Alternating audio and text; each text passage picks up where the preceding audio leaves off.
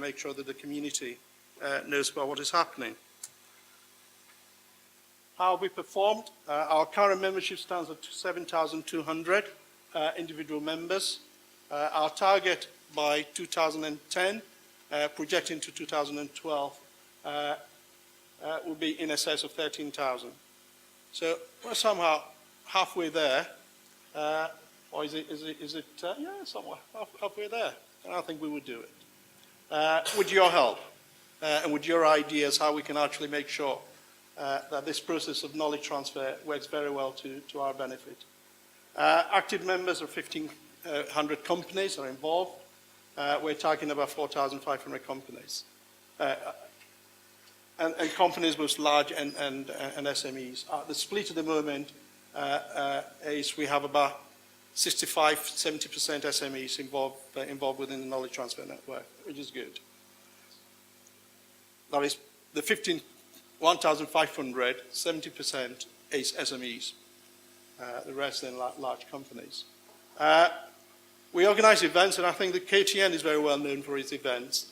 And events range from smaller, it could be 10 people in a webinar, to about 40, 60 people, 80 people in a webinar. So the webinars can be successful as well, through to physical events, where we will have an average of about 70 people.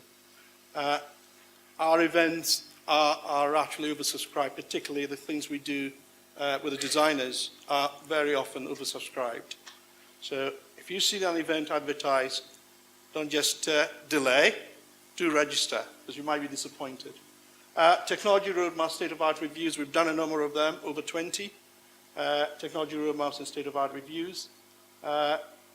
We've had, as I said to you, we've had some big collaborations and small. We've had a variety of collaboration projects, over 80.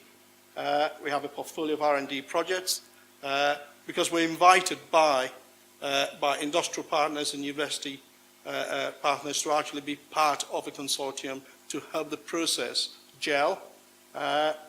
We're taking part in those sort of projects, but not just big projects. We have case studentships through EPSRC allocation. We have the short-term proof of concept projects through a scheme we have called Spark Awards, and we have a number of Spark Awards we give out every year to SMEs and working with SMEs, introducing SMEs to universities or research providers and making sure that they're tapping into the research base. Those SMEs that are shy or haven't got time have a friend, and they have a friend within the Materials KTN to help them. We can find you, but it's more productive if you find us as well, because we're easy to locate. There are many of you. So do interact. We have collaborations with government departments and RDAs to make sure that their view of materials is not just sensationalized by what is in the media, but really what is important for the community and what is actual and based on facts and evidence. There are a number of examples that I'll flash through, but if you go around, you find the different groups within the Materials KTN have a stand, and you can learn more in detail about what we do. But we have had successes in our interaction with the community. And this is really about recycling of milk cartons for reuse in food packaging. Automotive materials at the end of their life, using design, and Advance has as a network in the aerospace area and the automotive area, DriveNet and WigNet. And if you're in that sector, you're not interacting, get involved. Colin Johnson has got a display, he's got his stand, get involved, very good network to actually look at the sustainability issues in the sector. NCN through providing composite technology, outreach activities in the technology area has actually helped companies make money, redesign in composites, away from other materials into composite. And we are Materials KTN. We're not promoting just a single material. We're here to make sure that the choices are available to you, the options are there, and really is the best available technology for you. And again, an example where NCN have been very good at supporting, productive at supporting an SME in developing the wind cheater from carbon fiber. Carbon fiber recycling. We went to Japan last year with this particular notion, carbon fiber recycling, and the UK immediately was recognized as a leader in this area. The sort of thing that Milk Carbon has been doing in this area was seen really as leading edge. So we have things that we can actually benchmark ourselves internationally and make it in our favor. Glass lightweighting, and this is a lot of work that's been done by the packaging side. The bottom there is a Quarshie, so it's a branded product, and again, we received very good commendations from the company, where they've actually managed to save a lot of money. Knowledge transfer, looking at surface analysis through the activities we have within Advance, and again, helping solve a problem where the problem wasn't obvious. By using the facilities that we have within the KTN, we were able to help.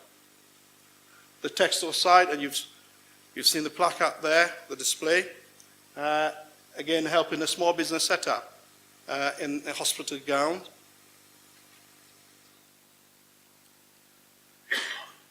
This is the sustainable recycling side, and working with Boeing. And a quote from Boeing that they value the interaction. For the marine sector, reducing the curing time by 80%. Smart materials, making bridges smart. And created really the condition for to get to a position of self-repair of bridges. And again, we featured these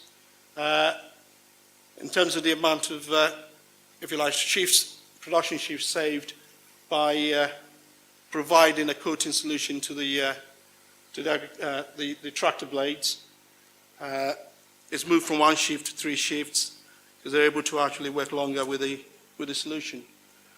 What we do as a KTN is actually compile our case studies and developments around the sort of around the country, policies and so forth, into what we call focus. And this comes out every quarter.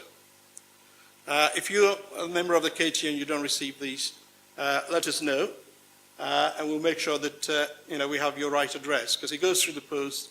But we keep a copy on the website as well, so you can have a look at our copies.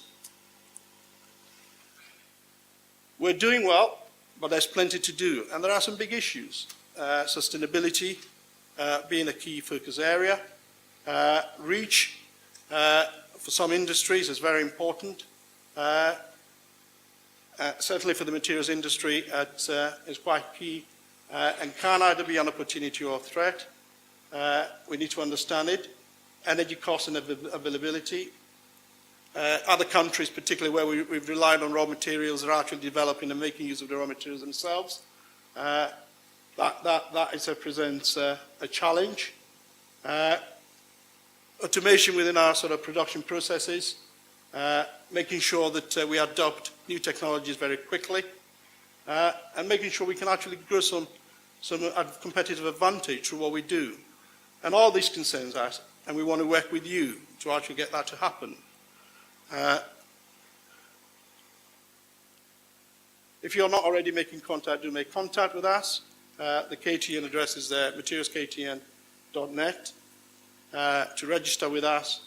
I will then pass on to Patrick, who will develop further what we're planning to do going into the future.